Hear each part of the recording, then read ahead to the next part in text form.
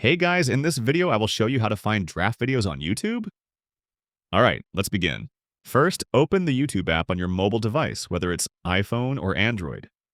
To create a draft, start by recording a quick video. At the bottom of the screen, tap the plus icon, then press the shutter button to record.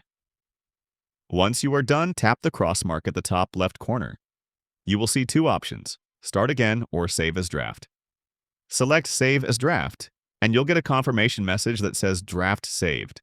To access your draft videos, go to the bottom right corner of the screen and tap the plus icon again. You will now see an option called Drafts. Tap on it, and all your saved draft videos will appear in one place. If you want to delete a draft, open the Draft section, tap on the three dots at the top right of the draft video, and select Delete. This will permanently remove that draft from your YouTube app. So that's basically how you can find draft videos on YouTube. And that's it for this video. If you find this video helpful, please consider subscribing and leaving a like. Thanks.